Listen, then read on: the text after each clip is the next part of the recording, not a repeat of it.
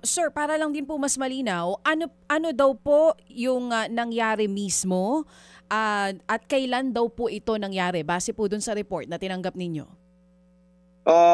The incident happened November 22, 7:45 a.m. Tapos naaresto tong mga di umunong kasama na pulis November 23 around 2 a.m. So, 8 yung naaresto na. Kasama dito yung team leader na isang tiniente pa naman, batang-bata. Konting udyok na lang, papangalanan ko na talaga to. Na siyang nanggahasa dun sa ating biktima. In fact, Ma'am Chacha, we are expecting the complainant to arrive today. Dapat 9 o'clock na sa opisina ko siya, 9:14 na. I'm hoping that she arrives. Mag-file daw siya ng complaint dito sa National Police Commission. So doon po sa 15 pulis, isa daw po doon ang nanghalay? Opo, yun ang lumalabas.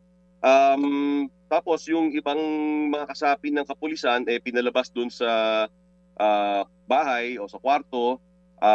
At yung pong tiniente ang siyang nanggahasa doon sa ating biktima. Dito po sa November 22 na pangyayari, 7:45 a.m., nung time na yun na nangyayari po ito, ang tao lang po doon sa bahay ay yung bata, wala pong kasama? Kasi sa mga initial...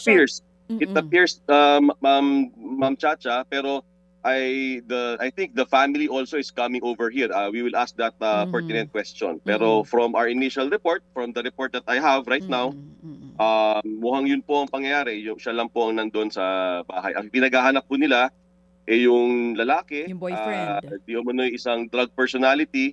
So the PDEG operated on them. Di umano.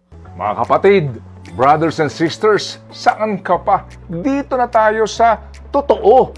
Dito na tayo sa True FM. Mga kapatid, mag-subscribe and follow po kayo sa social media accounts ng True Network PH. Yan po kami, hanapin nyo lang True Network PH, Facebook, Instagram, YouTube, TikTok, and podcast.